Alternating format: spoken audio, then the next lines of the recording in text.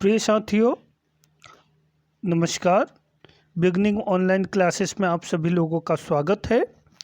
आज हम पुनः यूनिट MPPSC 2020 नए सिलेबस के साथ जो यूनिट 10 है उसका पार्ट 3 देखेंगे, जिसमें संघ लोक सेवा आयोग के गठन कैसे होता है, उसका हिस्टोरिकल बैकग्राउंड क्या है, वह कार्य कैसे करता है, उसके अध्यक्ष सदस्य की नियुक्तियां कैसे होती है और क्या क्या उसको जिम्मेदारी सौंपी गई है। साथ में ही उसकी भूमिका क्या है जो मेंस की दृष्टि से रहेगा और क्या कमियां हैं और समय के अनुरूप इन्होंने अपने एग्जाम पद्धति में किस प्रकार से परिवर्तन किए हैं। इन सब प्रश्नों पर हम चर्चा करेंगे। चलिए देखते हैं हम। यूनियन पब्लिक सर्विस कमीशन, संघ लोक सेवा आयोग, आप देखोगे इसके आर्टिकल 315 से 323 तक इसका प्रावधान किया गया है। अर्थात यह कैसी संस्था है? एक संवैधानिक संस्था है। तो इसमें ध्यान रखिएगा कि आर्टिकल 315 से 323 तक जो प्रावधान किए गए हैं, इसमें संघ लोक सेवा आयोग के साथ साथ जो प्रांतीय लोक सेवा आयोग होते हैं उनका भी इसमें प्रावधान किया गया है। चलिए, इसकी स्थापना कब हुई थी? इसकी स्थापना हुई थी 26 अक्टूबर 1950 को। इसका जो मुख्यालय है, कार्यालय, धौलपुर हाउस, शाहजहां रोड, नई दिल्ली में है। अभी वर्तमान में यूपीएससी के अध्यक्ष कौन है? अरविंद सक्सेना जी है। और संविधान के कौन से उसमें संविधान के जो है संविधान के भाग 14 में इसका प्रावधान किया गया है। ये देखिए, पृष्ठभूमि क्या है? संघ लोक सेवा आयोग भारत के संविधान द्वारा स्थापित एक कैसा निकाय है? संवैधानिक निकाय है, और जो कि भारत सरकार के लोक सेवा के पदाधिकारियों की नियुक्ति के लिए क्या करता है? परीक्षाओं का संचालन करता है। संविधान के भाग 14 में इसका प्रावधान है। कौन से आर्टिकल में? तो आर्टिकल 315 से लेकर 323 तक, जिसमें संघ लोक सेवा आयोग और राज्यों के लिए राज्य लोक सेवा आयोग के गठन का प्रावधान किया गया है। चलिए हम महत्वपूर्ण आर्टिकल देख लेते हैं, क्योंकि अब MPPSC काफ़ी डीपली नॉलेज पूछ रहा है और अब तो जो है हमको एक लाइन में आंसर देना है जो नए सिलेबस के अकॉर्डिंग है, इसलिए। चलिए, क्या है आर्टिकल 315? क्या कहता है? संघ और राज्यों के लिए लोक सेवा आयोग का प्रावधान करता है। आर्टिकल 316 में क्या है? सदस्यों की नियुक्ति और पदावधि। तो इनकी नियुक्ति कौन करता है? तो इसमें जो है अध्यक्ष और सदस्य होते हैं। तो सदस्यों की जो संख्या होती है वो 9 से 11 तक हो सकती है यूपीएससी में, लेकिन स्टेट पीएससी के लिए राज्यों के ऊपर निर्भर है और वहाँ पर भी इसी प्रकार का प्रावधान है। नियुक्ति कौन करता है? तो सदस्यों की जो और अध्यक्षों की जो नियुक्ति है ये कौन करता है? राष्ट्रपति करता है। इनको शपथ भी कौन दिलवाता है? राष्ट्रपति ही दिलवाता है।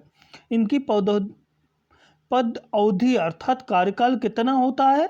6 वर्ष या 65 वर्ष से जो भी पहले हो, मतलब अध्यक्ष का कार्यकाल 65 वर्ष होता है, सदस्यों का 62। चलिए अगला आर्टिकल क्या है? आर्टिकल 17 में प्रावधान किया गया है 317 में कि लोक सेवा आयोग के किसी सदस्य का हटाया जाना या निलंबित किया जाना। इसका मतलब क्या है कि जब कोई लोक सेवक है वो अपने पद का दुरुपयोग करेगा या किसी तरीके से जो है लाभ के पद पर या संविधान का उल्लंघन करेगा तो उसके हटाए जाने का प्रावधान है। हालांकि इसमें जो है एक सेंट्रल एडमिनिस्ट्रेटिव ट्रिब्यूनल होता है जिसका प्रावधान 323A में है। चलिए, इसको हटाने की जो प्रक्रिया है किसके समान है? जिस तरीके से हम सुप्रीम कोर्ट के या CAG या चीफ इलेक्शन कमीशन को जिस प्रक्रिया से हटाते हैं वही प्रक्रिया इनके लिए अपनाई जाती है हटाने के लिए। आर्टिकल 318 में क्या प्रावधान है?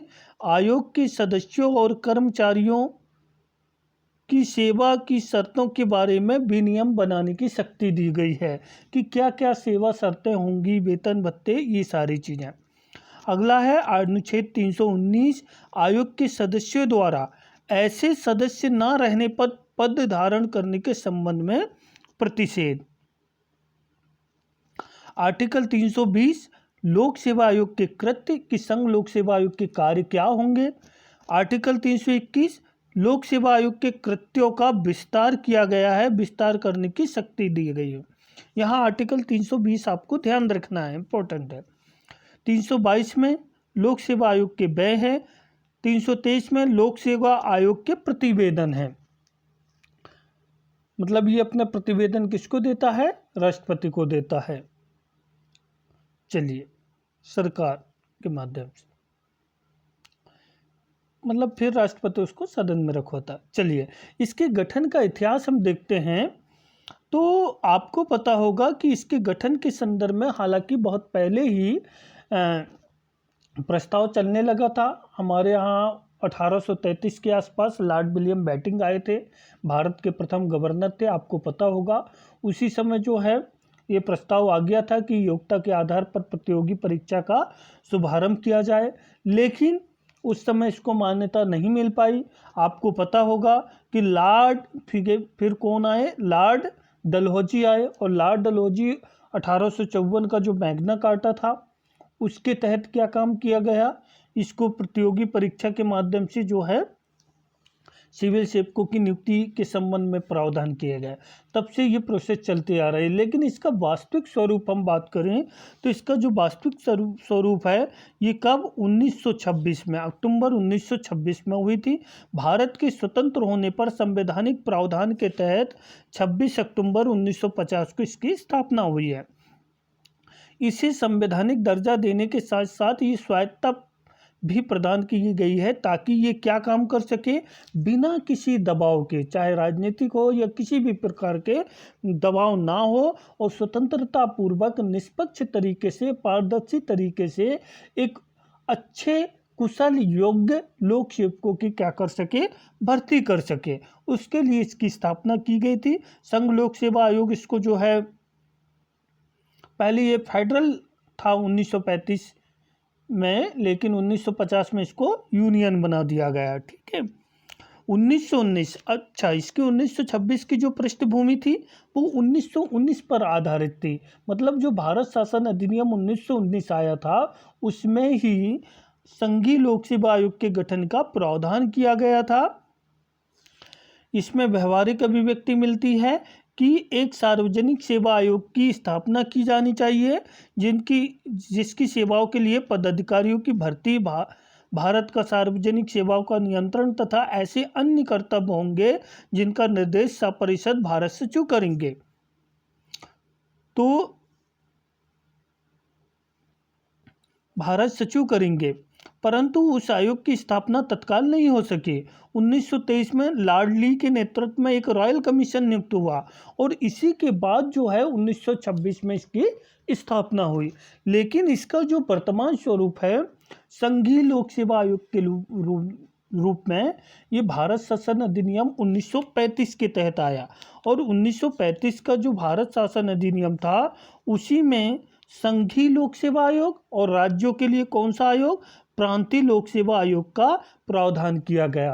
तो आपको मुख्य परीक्षा में ध्यान रखना है कि इसकी जो पृष्ठभूमि है वो भी आपको पता होनी चाहिए, और चूंकि प्री के दृष्टि से ये फैक्ट भी पता होनी चाहिए कि ली आयोग क्यों गठित हुआ था, रॉयल कमीशन की नियुक्ति क्यों हुई थी, पहली बार योग्यता आधारित भर्ती प्रक्रिया कब, यूपीएससी की स्थापना कब हुई थी, संघीय लोक सेवा आयोग के रूप में इसे कब मान्यता प्रदान की गई, किस आर्टिकल में इसका प्रावधान है। इन सब चीज़ों को थोड़ा प्री के दृष्टि से आप ध्यान रखोगे। चलिए आगे हम चर्चा करते हैं आयोग के सदस्य। देखिए, आयोग के अध्यक्ष एवं सदस्यों की हम बात करें तो इनकी नियुक्ति कौन करता है? राष्ट्रपति करता है। और कम से कम आधे सदस्य कैसे होते हैं? आधे सदस्य ऐसे होते हैं जिन्होंने कम से कम 10 वर्ष तक अपनी सेवा प्रशासनिक कार्यों में दी हो, मतलब अनुभवी व्यक्ति होते हैं। प्रिय साथियों, अगर आपने कभी इंटरव्यू फेस किया हो स्टेट पीएससी का या यूपीएससी का, तो आपको बहुत बेहतर तरीके से पता होगा। चूँकि मैं 2013 और 14 का इंटरव्यू फेस किया है, तो मैं बेहतर तरीके से जानता हूँ कि कितने अनुभवी मेंबर होते हैं। क्योंकि जब वो इंटरव्यू कंडक्ट करवाते हैं तो आपको पता होगा कि वहाँ सिविल सर्वेंट भी जाते हैं, वहाँ पे इंजीनियरिंग, वहाँ पे मेडिकल, वहाँ विभिन्न सेवाओं और विभिन्न अनुभवी व्यक्ति जो है इंटरव्यू देते हैं, तो लेने वाले भी उससे ज़्यादा अनुभवी होते हैं, बहुत अनुभवी होते हैं। उनका कभी जब भी आप देखोगे, जैसे अभी मध्य प्रदेश में भास्कर चौबे जी का डिटेल आप निकालोगे तो आपको पता चलेगा कि वो कितने अनुभवी हैं, किन किन संस्थाओं में वो काम कर चुके हैं, क्या क्या जिम्मेदारी उनको दी गई है, और अभी तक ना जाने कितने इंटरव्यू वो कंडक्ट करा चुके हैं। चाहे फॉरेस्ट सेवा के हो, इंजीनियरिंग सेवा के हो, जबलपुर में वो कुल सचिव, अपर कुल सचिव भी रहे हैं। चलिए, तो हम चर्चा कर रहे थे, तो इनका कार्यकाल कितना होता है? 6 वर्ष या 65 वर्ष, जो भी पहले हो। ये कभी भी अपना इस्तीफा राष्ट्रपति को दे देते हैं, और इससे पहले राष्ट्रपति इन्हें किस आधार पर हटा सकता है? जब ये अपने पद का दुरुपयोग करें, गलत इस्तेमाल करें अपने पद का, अपनी शक्तियों का, तब इनको हटाया जा सकता है। इनके कार्य क्या है? संघ लोक सेवा आयोग को क्या जिम्मेदारी सौंपी गई है? तो ध्यान रखिएगा, इसके प्रमुख कार्य केंद्र और राज्यों की लोक सेवाओं के लिए सदस्यों का चयन करना है। इसके लिए विभिन्न प्रतियोगी परीक्षाएं का संचालन करता है, जैसे सिविल सेवा हो गया, वन सेवा, इंजीनियरिंग सेवा, अभी जैसे ईपीओ का निकला है, SCRA special class railway apprenticeship, Indian medical service, Indian engineering service, इसके अलावा असिस्टेंट कमांडेंट। तो बहुत सारी जो है ये प्रतियोगी परीक्षाओं का आयोजन करवाता है, और योग्य कुशल अधिकारियों को ये चयन करता है। इसके अतिरिक्त इसके अतिरिक्त राज्य लोक सेवा के अधिकारियों को संघ लोक सेवा के अधिकारी के रूप में भर्ती करना, भर्ती के नियम बनाना, विभागीय पदोन्नति समितियों का आयोजन करना, भारत के राष्ट्रपति द्वारा निर्दिष्ट कोई अन्य मामले सुलझाना इत्यादि, ये सब इनके काम है। जैसे हमने नियुक्त कर दिए सिविल सर्वेंट, जैसे अभी 2019 में भी रिजल्ट आने वाला था, इंटरव्यू चल रहे थे, किंतु कोविड-19 की वजह से अभी स्थगित कर दिए गए हैं। काफ़ी कुछ इंटरव्यू हो गए हैं, तो इंटरव्यू कंडक्ट करवाएंगे। इंटरव्यू में जो लोग सफल, अभी आपको पता होगा नोटिफिकेशन आएगा, नोटिफिकेशन आता है, फिर आप लोग फॉर्म अप्लाई करते हो, फॉर्म अप्लाई के बाद एग्ज़ाम होते हैं, प्रीलिम्स होता है, मेंस होता है, मेंस के बाद इंटरव्यू होता है, इंटरव्यू के बाद क्या होता है, आप लोगों को राष्ट्रपति हस्ताक्षर कर देता है, जो चयनित व्यक्ति होते हैं। आप लोगों की ट्रेनिंग होगी। यदि आप क्या IAS बने, इंडियन एडमिनिस्ट्रेटिव सर्विस, तो आप लाल बहादुर शास्त्री प्रशासनिक अकेडमी कहाँ जाओगे? मसूरी, उत्तराखंड जाओगे। अगर आप क्या बने, IPS बने, तो आप जाओगे कहाँ पर? सरदार वल्लभ भाई पटेल IPS एकेडमी जो है हैदराबाद में। अगर आप क्या वन सेवा में चुने गए, भारतीय वन सेवा में चुने गए, तो आप कहाँ जाओगे? राष्ट्रीय इंदिरा गांधी वन अकादमी देहरादून जाओगे। तो इस तरीके से जो है, और मध्य प्रदेश में SDM के रूप में आप नियुक्त हुए तो नरोहा प्रशासनिक अकादमी भोपाल में आपकी ट्रेनिंग होगी। तो इस तरीके से बहुत ही सम्मानित सिविल सर्विसेज सेवा होती है, ध्यान रखिएगा। इसलिए इसमें मेहनत भी लगती है, और मान सम्मान, मान प्रतिष्ठा, ये सारी चीज़ें होती है। इसलिए जो भी विद्यार्थी तैयारी कर रहा है, वो जी जान लगा कर तैयार करे, और हमेशा ये मानकर चले कि मुझे इसी अटेम्प्ट में पास होना है। चलिए आगे हम बात करें।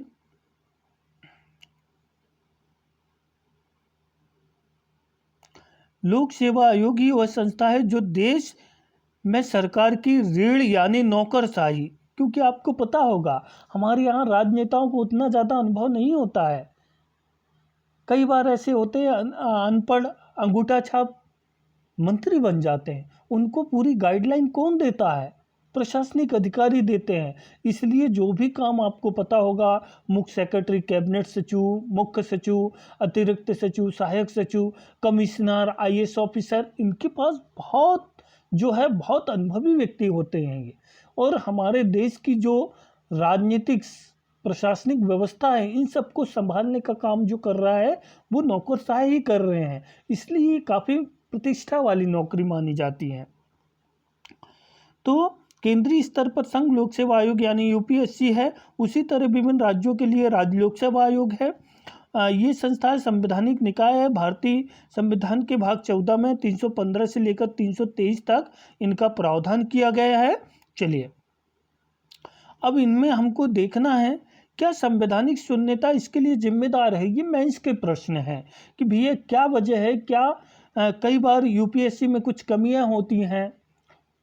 एमपीपीएससी में तो आए दिन आप कमियां देख रहे होंगे, कुछ कमियां, चाहे पेपर लीक की घटना हो, एक से अधिक मॉडल आंसर की घटना हो, कई बार जो है मिसप्रिंट की बात हो, इनको लेकर। चलिए हम देखते हैं।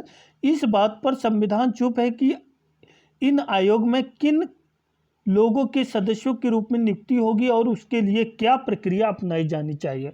केवल ये कह दिया है कि आधे सदस्य ऐसे होंगे जिनको 10 वर्ष का अनुभव होगा। मतलब ये कि बाकी सदस्य कैसे होंगे, अनुभवी होंगे, किसी भी फील्ड से होंगे, सामान्यज्ञ होंगे। तो यहाँ पर हमारा संविधान मान्य है। दूसरा, संविधान में यह उल्लेख नहीं है कि संघ और राज्य लोक सेवा आयोगों में कितने सदस्य होंगे। इसका भी जिक्र नहीं है कि इनके सदस्य की योग्यता और अर्हता क्या होगी। मतलब योग्यता के बारे में कोई प्रावधान नहीं, केवल हमने कह दिए 10 वर्ष का अनुभव। संघ लोक सेवा आयोग के संदर्भ में है राष्ट्रपति और राज्य लोक सेवा आयोग के परिप्रेक्ष्य में राज्यपाल के विवेक पर छोड़ दिया गया है कि कितने मेंबर होंगे और उनकी योग्यता का निर्धारण कैसे होगा। हकीकत में ये नियुक्ति केंद्रीय मंत्रिमंडल या राज्य मंत्रिमंडल के पर निर्भर है। मतलब ये कि राष्ट्रपति तो अपने विवेक से काम करता नहीं है ना, मंत्रिपरिषद जो सलाह देगी, तो ये माना जाता है कि ये उनके आधार पर काम करता है। इसलिए तमाम सरकारें इसी बात का नाजायज फायदा उठाती है। कई बार आपने देखा होगा हमारे प्रशासनिक अधिकारी, कई बार ऐसे नियम चेंज हो जाते हैं अचानक, तो कुछ राजनीतिक पार्टियां इसका फायदा भी उठाती है। पता चला कि नई सरकार आई, हमारा नया जो है, पुरानी सरकार थी, हमारा यूपीएससी का अध्यक्ष था, उसको हटा दिए, दूसरा अध्यक्ष बना दिए। तो इस तरीके से। चलिए, क्या समय के साथ बदलाव आवश्यक है। यहाँ पर ध्यान दीजिए, मुख्य परीक्षा की दृष्टि से ये काफी इंपॉर्टेंट है। ठीक है, क्या समय के साथ इसमें बदलाव की जरूरत है।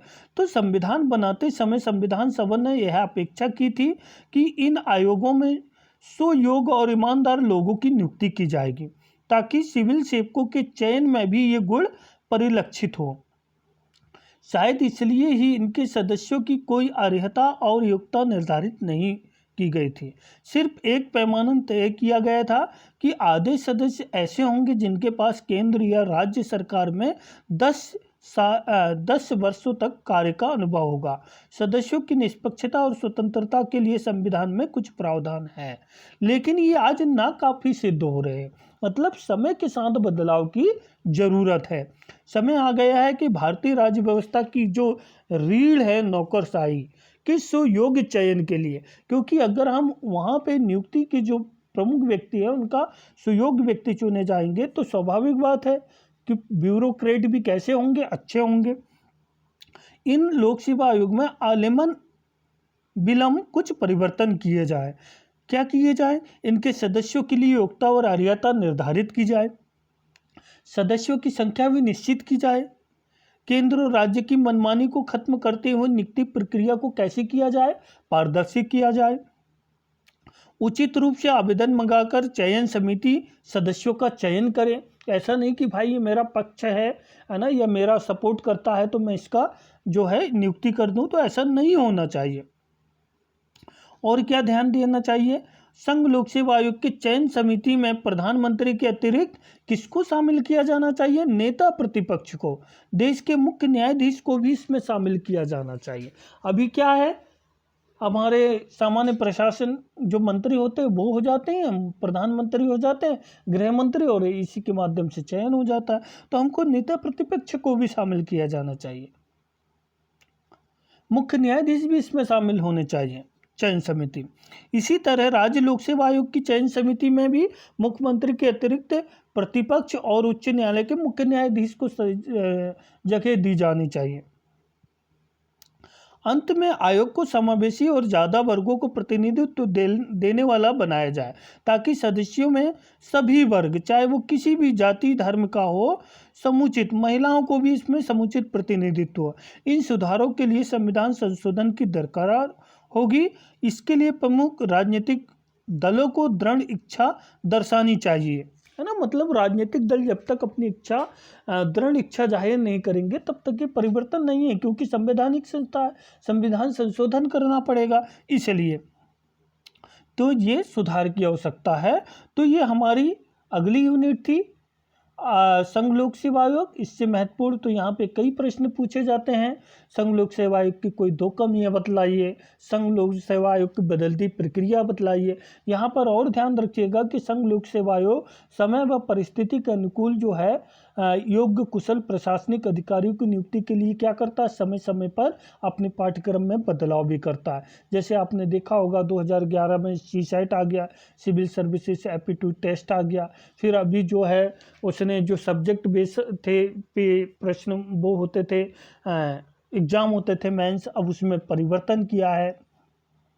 ठीक है, तो इस तरीके से जो है समसामयिक मुद्दे, घटनाएं और जो एडमिनिस्ट्रेटिव बिहेवियर है, तो इसको एथिक्स का पोर्शन इसमें जोड़ा गया है। तो काफ़ी अच्छा सिलेबस बनाया गया है। तो क्योंकि UPSC का काम ही होता है योग्य व कुशल प्रशासनिक अधिकारियों की नियुक्ति करना, क्योंकि यही कौन है, यही हमारे सरकार की रीढ़ है, क्योंकि ब्यूरोक्रेट के माध्यम से ही सारे कार्य होते हैं। प्रिय साथियों, अगली यूनिट हम कल देखेंगे। Thank you.